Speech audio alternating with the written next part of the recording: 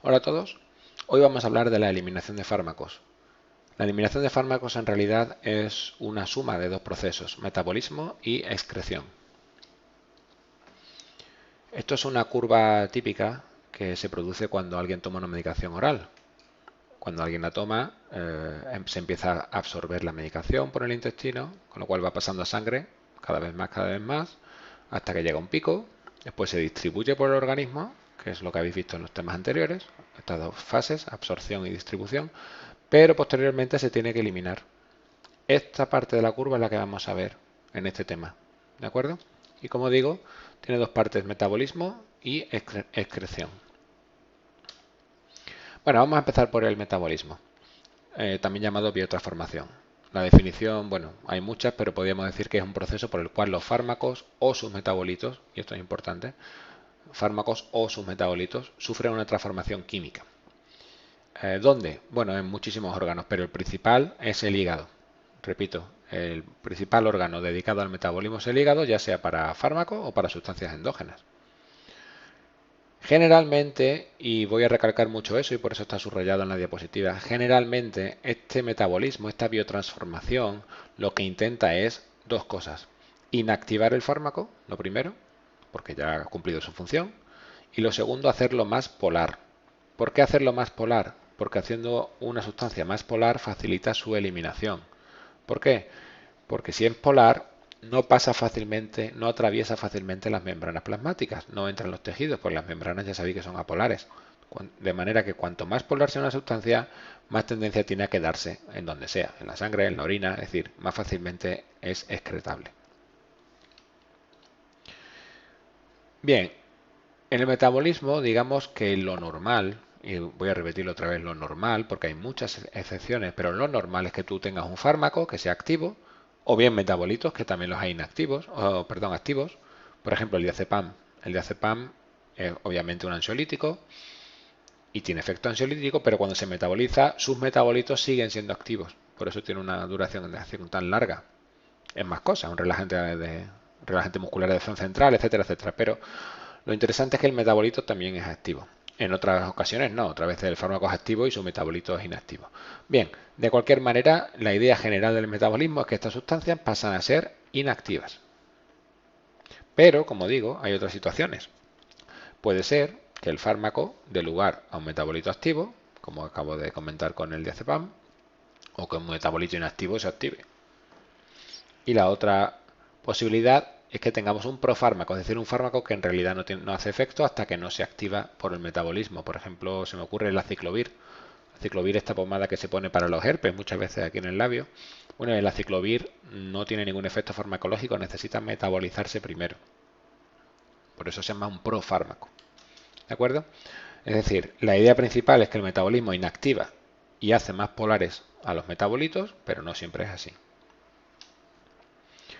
Esto es un ejemplo, no es ni mucho menos para que os aprendáis la fórmula química, pero para que veáis un ejemplo clásico. Este metabolismo, esto de inactivar y hacer más polar, no se hace todo a la vez, se hace en dos fases, ¿de acuerdo? ¿En qué dos fases? Primero tenemos una fase de inactivación, la fase 1. En este caso la fenitoína se transformaría químicamente, en este caso se le añade un grupo hidroxilo y se queda inactiva y ligeramente hidrosoluble, ¿vale? No se hace del todo polar, pero bueno, incrementa su polaridad porque este grupo hidroxilo lo va a hacer más polar. Y después, este metabolito, 4-hidroxifenitoína, ya se hace, sí, mucho más polar cuando se le conjuga este grupo, que como veis tiene muchos grupos hidroxilos muy polares.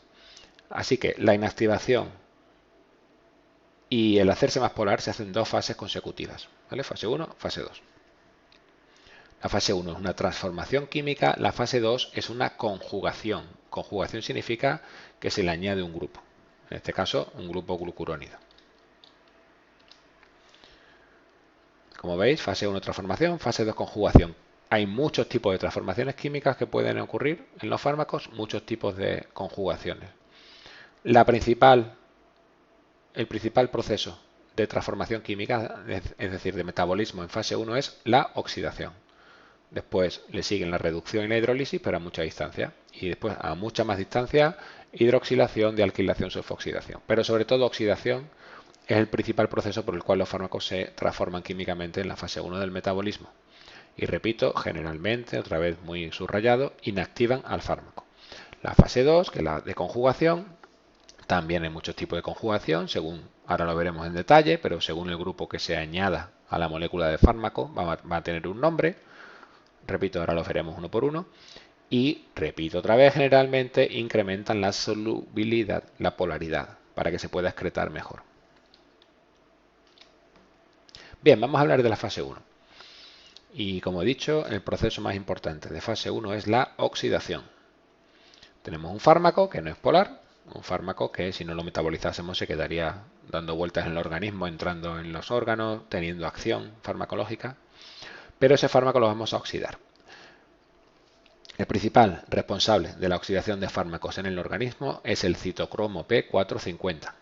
Citocromo P450. Repito, es el principal responsable de la oxidación de fármacos en el organismo. No es una enzima, es un grupo muy numeroso de enzimas, casi 60 enzimas. Y repito que cataliza reacciones de oxidación.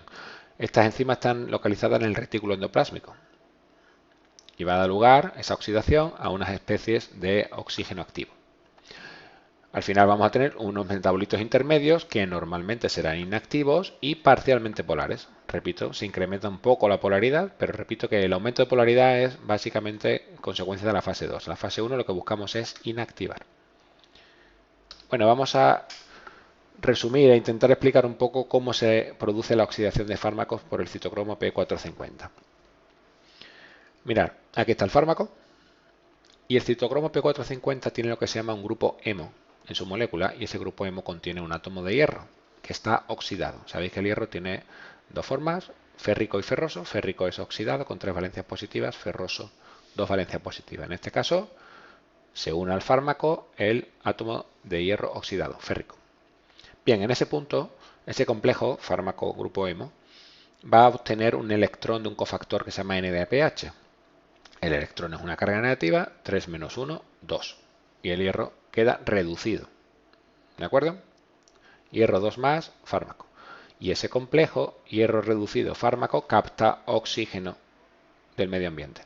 Y ahora tenemos un complejo triple. Hierro reducido, fármaco, oxígeno. Vale.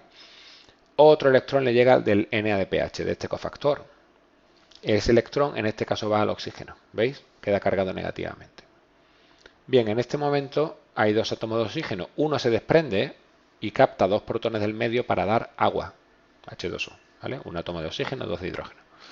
Y el otro, que tenía una valencia positiva, gana otra valencia positiva porque si os dais cuenta, el hierro se oxida, pasa de ferroso a férrico. Es decir, pierde una valencia negativa que va a parar al oxígeno. El oxígeno, repito, tiene 2 valencias negativas ahora. Una venía de este electrón y otra viene de la valencia del hierro, que acaba de perder un electrón. Bueno, este átomo de oxígeno con 2 cargas negativas es inestable, se tiene que unir a algo. ¿A qué se une? Al fármaco. Y ahí tenéis el fármaco oxidado, con oxígeno. Esta es la ecuación que resume todo el cuadro, pero bueno, lo que me importa es que comprendáis bien cómo el citocromo P450 oxida al fármaco. Bien, ya he dicho que es un grupo grande de enzimas, pero originalmente no era una sola enzima, hace un montón de millones de años, pero la evolución ha ido dividiendo esas enzimas para formar familias. Las familias se identifican con un número. Hay una familia 1, familia 2, familia 3, familia 4. Estos son unos ejemplos, repito que hay muchos citocromo P450. Las enzimas que están dentro de la misma familia comparten más del 40% de la secuencia proteica, de la secuencia de aminoácidos. Hay unas subfamilias que se denotan con una letra, es decir, la familia 1 tiene dos subfamilias, la 1A y la 1B. Bueno, pues las que están dentro de la misma subfamilia, en este caso 1A1, 1A2, comparten más del 55% de la secuencia proteica. ¿Vale? Y después hay un número al final, que es el que denota la enzima individual. Esto simplemente no es para que aprendáis la lista de fármacos, por supuesto, pero sí para que veáis un poco la importancia del citocromo P450, nada menos que metaboliza el 90% de fármacos que existen. Es decir, es un grupo de enzimas cuya función es metabolizar prácticamente cualquier fármaco que os toméis. Y hay varios tipos, el más importante ya lo veremos ahora, es este, CYP3A4 o 3A5. Muchas veces se ponen juntos porque son tan parecidos que se habla de CYP3A4-5. Son dos, CYP3A4 y CYP3A5, pero la mayoría de las veces se cita en conjunto.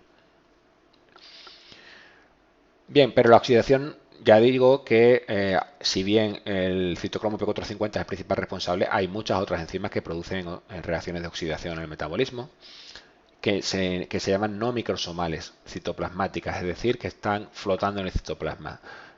El citocromo P450 se llama microsomal. ¿Por qué se llama microsomal? Porque estaba en el retículo endoplásmico. Los microsomas son unos órganos que se producen artificialmente cuando tú centrifugas las células. Ese retículo endoplásmico forma una esfera.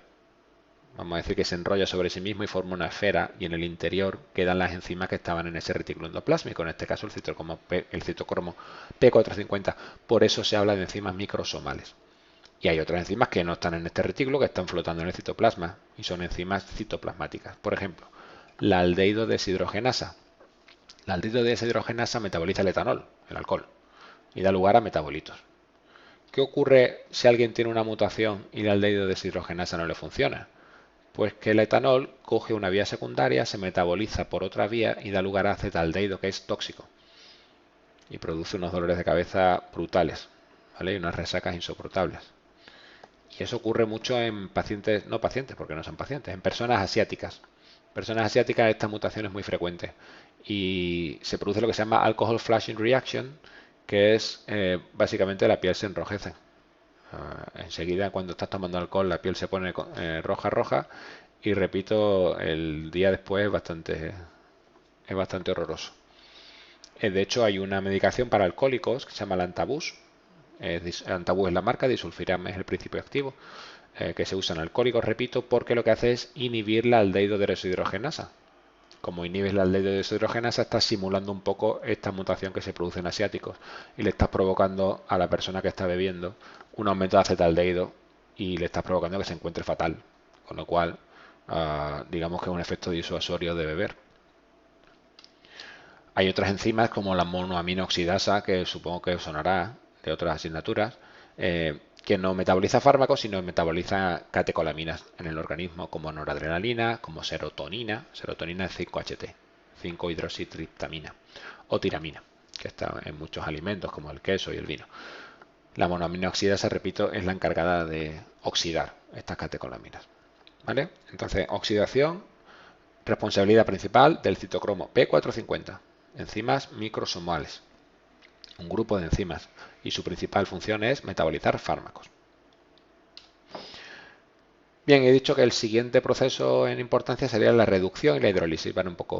Tienen un poco la misma proporción. Reducción e hidrólisis, siendo el principal oxidación, ya lo he comentado, después reducción e hidrólisis. Seguimos en fase 1, es decir, seguimos provocando metabolitos intermedios que son inactivos normalmente y que son parcialmente polares. Vamos a dar algún ejemplo, ni mucho menos tan detallado como en la oxidación. Reacciones de reducción, bueno, pues por ejemplo la varfarina, que es un anticoagulante. Aquí en España y en Europa en general se usa el acenocumarol, supongo que os suena el Sintrom. En Estados Unidos y en otros países anglosajones se usa varfarina, otro tipo de coagulante, de anticoagulante. Cloranfenicol, un antibiótico. Bueno, pues estos dos se metabolizan con reacciones de reducción. Reacciones de hidrólisis. Las reacciones de hidrólisis no tienen un sustrato específico, lo que su objetivo es el enlace. Por ejemplo, hay algunas reacciones de hidrólisis que rompen enlaces tipo ésteres y hay otras que rompen enlaces tipo amida. Es decir, no van a por el fármaco, sino lo que van es a hidrolizar el enlace. Por ejemplo, procaína o por ejemplo procainamida. Para que veáis un poco proporción de fármacos metabolizados por enzimas de fase 1. Pues mirar, el citocromo P450 metaboliza casi todos los fármacos que hay en fase 1. Vuelvo a recargar aquí el CYP3A4-5. Veis que el 50% de fármacos aproximadamente van por en este caso por dos enzimas muy parecidas, pero va por dos enzimas. Es bueno tener esa enzima en forma, porque esa enzima, repito, va a metabolizar el 50% de los fármacos que existen en la farmacia. Y hay otras, dihidropirimidina, epóxido hidrolasa, esterasa, otras, en fin. Pero como veis, la proporción es muy grande en favor del citocromo P450. Esto está tachado porque cuando se editó el libro de donde está la figura, que es el Goodman, existía un CYP1210 que después se demostró que era un artefacto de laboratorio y no existía. Esto ocurre algunas veces, ¿vale? No existe. Existe el CYP12.8 y el 9. Bien, hasta ahí la fase 1. Repito, estamos transformando químicamente moléculas para inactivarlas y hacerlas un poco más polares, pero sobre todo inactivarlas. La fase 2, aquí sí que nos centramos en aumentar la polaridad de la molécula para poder eliminarla mejor. ¿Cómo? Conjugándola, es decir, añadiéndole grupos. ¿Qué grupos? Bueno, pues vamos a ver algunos ejemplos.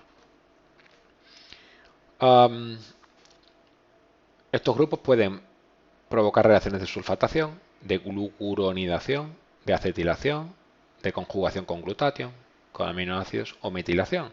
Y la enzima pues depende. Es decir, la enzima que cataliza las reacciones de sulfatación son las sulfotransferasas.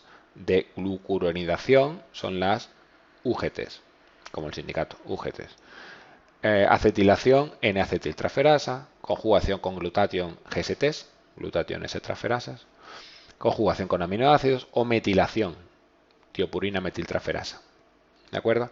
Es decir, a enzima específica, según la enzima, se le transfiere un grupo u otro a la molécula. ¿Para qué? Para hacerla más polar. ¿Por qué hacemos más polar? Porque de esa manera lo podemos eliminar fácilmente por heces o por orina, principalmente. Ya lo veremos cuando hablemos de eliminación.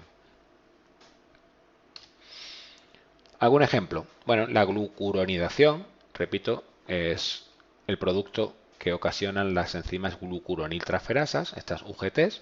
Aquí tenemos el ácido UDP glucurónico. Se junta con un fármaco que está oxidado. Recuerdo que esto estamos en fase 2. Luego este fármaco es el que viene de la fase 1. ¿Vale? Ya viene oxidado.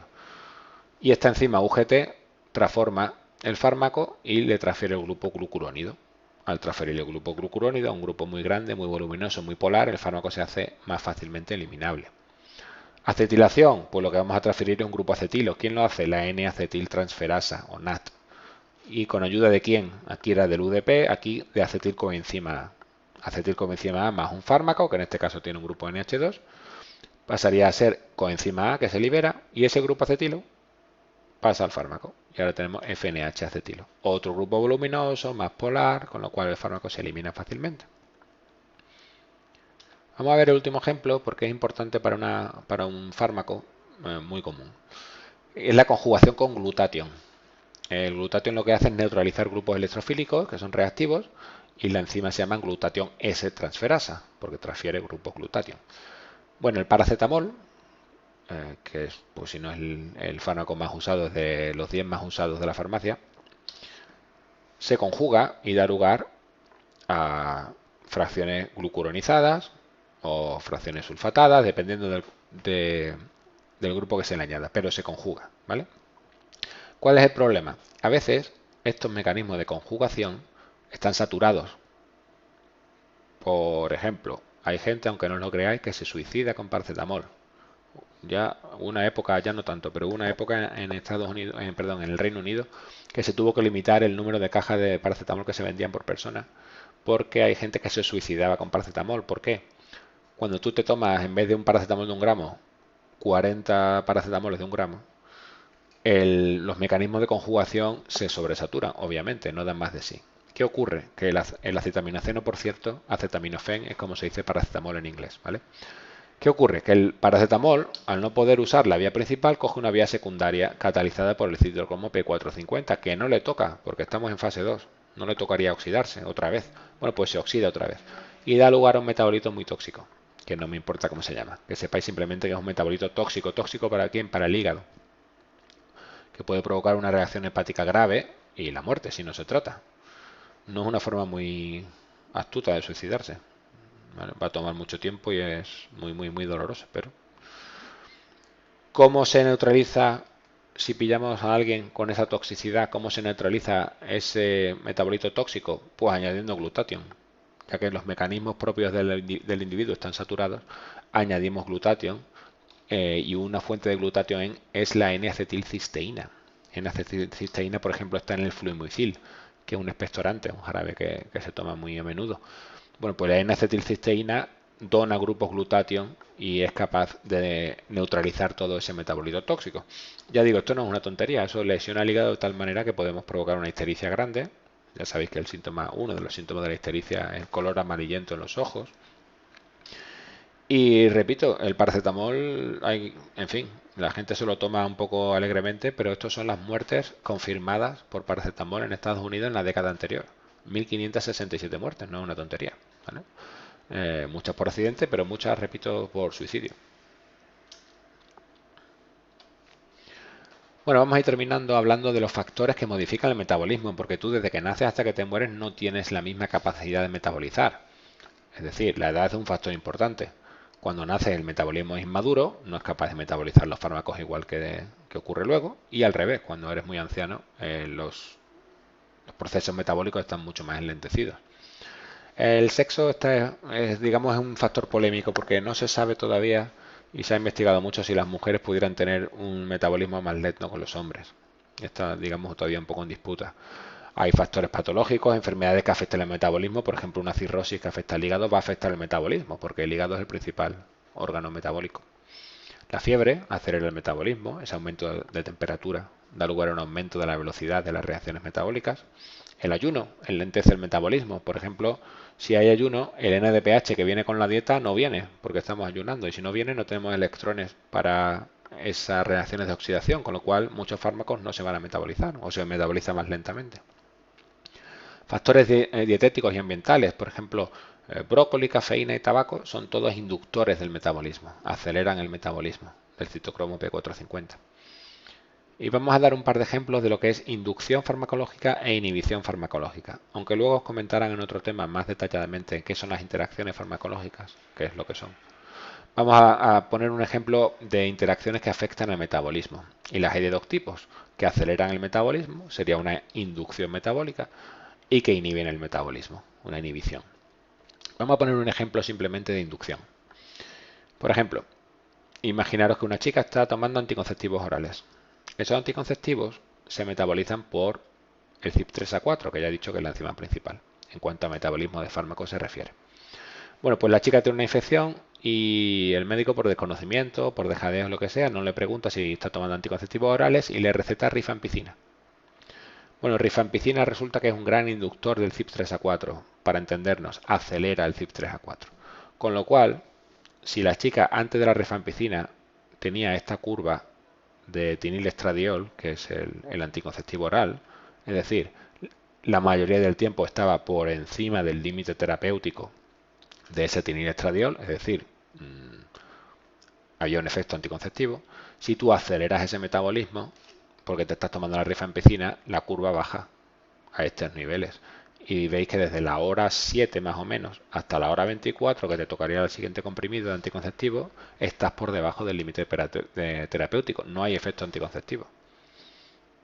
Y eso me hace uno y más de dos embarazos no deseados por culpa de un tratamiento antibiótico. Cuidado con eso. Hay que, cuando uno receta el antibiótico, si está tomando anticonceptivos orales, hay que tener mucha precaución y probablemente usar otro método anticonceptivo adicional. Y vamos al caso contrario, una inhibición farmacológica. En este caso, lo que vamos a hacer es enlentecer el metabolismo. Otro ejemplo. Ketoconazol es un antifúngico. Un antifúngico para infecciones fúngicas, y lo hay incluso en champús para mascotas, en fin, contra los hongos. Bueno, pues es un potente inhibidor de este CYP3A4. CYP3A4 metaboliza otro fármaco, metaboliza muchos, pero bueno, metaboliza terfenadina, que es un antihistamínico H1, ¿vale? La gente que tiene alergia toma terfenadina. Ya no, porque terfenadina se retiró del mercado por esto que voy a contar. Bueno, pues una persona que toma terfenadina y ya está, tiene esta curva, es decir, concentraciones muy bajas. Muy bajas, no hay problema. Todavía son, digamos, estamos por encima del límite terapéutico, pero estamos muy por debajo del límite de toxicidad, que es esta línea roja de aquí, no hay problema. El problema es cuando se inhibe el CYP3A4. Si tú inhibes el CYP3A4 con el ketoconazol, porque te han mandado ketoconazol para una infección por hongos, ese 3 a 4 no funciona. Si no funciona, no metabolizas terfenadina, con lo cual las concentraciones se disparan hasta 40 o 50 veces los niveles anteriores. Y estamos por encima del límite de toxicidad. Y no es una tontería porque la terfenadina produce o puede producir lo que se llama tox de Pont, que es una arritmia muy grave, a menudo mortal. Por eso se retiró del mercado esta terfenadina, por el riesgo de interacciones con el ketoconazol. ¿De acuerdo?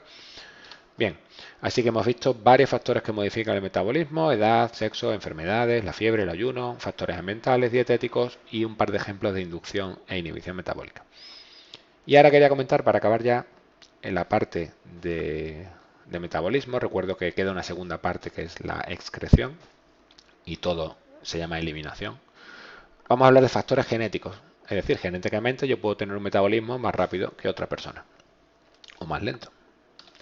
Para ello vamos a poner otro ejemplo. CYP126, otro de estos miembros de la familia del citocromo P450, que metaboliza un montón de sustratos, sobre todo a nivel psiquiátrico, porque metaboliza inhibidores selectivos de la recaptación de serotonina, es decir, antidepresivos, neurolépticos y también betabloqueantes, antiarrítmicos, es decir, metaboliza fármacos bastante importantes. ¿Qué es lo normal? Lo normal es que una persona no tenga mutaciones, ¿de acuerdo? Y de cada gen, las personas tienen dos copias, que se llaman alelos. ¿Vale? Supongo que esto suena, pero bueno. Estos dos alelos son los que tiene la persona normal. Tan azules significa que funcionan bien. Y si funciona bien, pues tú te tomas un Prozac, que es un inhibidor selectivo de la recaptación de serotonina, que se metaboliza por el 2D6, que funciona perfectamente, así que después de un aumento de absorción, se va eliminando ese Prozac poco a poco y fuera. Y ya está fuera del organismo. Esta parte en gris sería la ventana terapéutica, donde tenemos que estar. Ni por arriba, que es tóxico, ni por abajo, que es fallo terapéutico. Estamos la mayoría del tiempo ahí, estamos bien.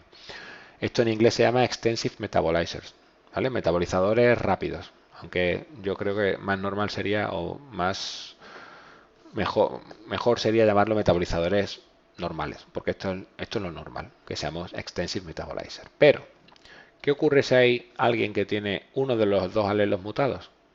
Y en este caso se llaman metabolizadores intermedios, intermediate metabolizers. Pues si tienes uno de los dos alelos, vamos a decir que la enzima no funciona igual de bien. Así que en vez de tener una curva como la que teníamos antes, la curva va a subir, porque no somos capaces de eliminar esas concentraciones tan rápido. Vamos a estar muy por encima o por encima de esa ventana terapéutica en gris.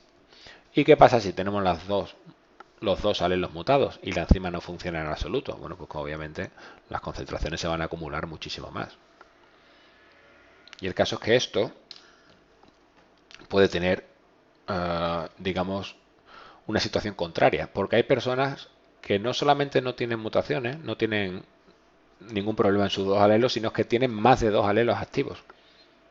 Se han definido hasta 13 alelos activos.